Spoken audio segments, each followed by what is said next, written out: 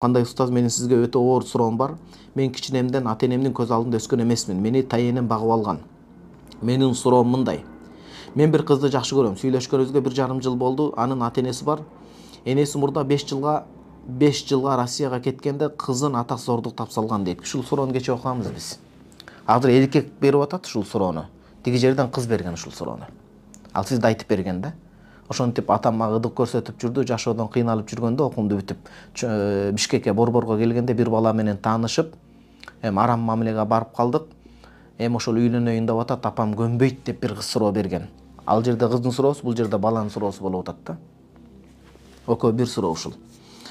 Тияктан кыз сураган, бияктан бала сурап атат. 1,5 жыл болду, анын ата энеси бар. Энеси мурда 5 жылга Россияга кеткенде кызын атасы зордук тапсалган экен. 7-класстан 10-класска чейин атасы колдонуп жүрүптүр.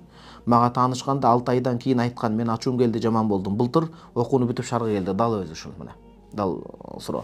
Мен ошондон бери өзүм карап келем. 15 күндө акча салып багам, окуусун төлөп окутуп келем, көңүлүн көтөрүп дайыма караймын. Апасы дагы деле башка жакта күйөөсү менен жашабайт.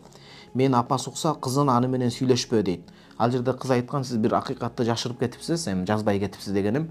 Өзүн өлтүрөм деп, сизде көп кыйынчылыктар, өзүндү өлтүрөйүн деп калганда бул кызга жолугуп, мындай мага үмүт бердиң, мени таштаба дегендей сөзүңүз бар болчу да сиздин ал жакта. Апасы дагы деле башка жакта күйөөсү менен жашабайт, мен апасы укса, кызын аны менен сүйлөшпө, кийин деле башка бала таап аласың дей берет. Менин карап жардам бергенимди ата энеси билбейт. Ошону билдириш керек. Мен ал жерде кызга айткам, ата энеңерди чакырып, атаңар тооба кылбаса, аны аралаштырбай турасыңар азыр. Жанагы иштен тооба кылбаса, энеңерди чакырып, келечек кайненеңизди, болочок кайненеңизди чакырып, мына ушундай мен өзүм каралашып келем деп маселени ачык коюп ортого айтыш керек.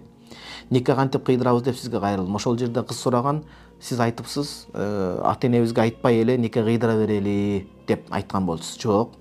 Ата энеге айтыш керек. Ал бирөөнүн кызы. Бул жерде жоопкерчилик маселеси болот. Ханафи мазхабта эркек киши валийдин уруксаты сүннөт. Бул жерде ошол кыздын байкеси барбы, же тайкеси барбы, ошону чакыртып, кыздын апасын чакыртып, түшүндүрүп, маселени кабыргасынан коюп, жакшынакай түшүндүрүп бергенден кийин өзүңүздө бир тааныган жакшы чоң акелериңизди, байкеңизди, агаңызды чакырып, маселени ортого тапшырыш керек, ташташ керек, алар ыраазычылыгын бергенден кийин ачык үйлөнүш керек. Жардам бериңиз устаз, ал кыз менин жаныма келип нике кыйып жашайлы. Ал сизде айткан, сиз аны айтып атасыз.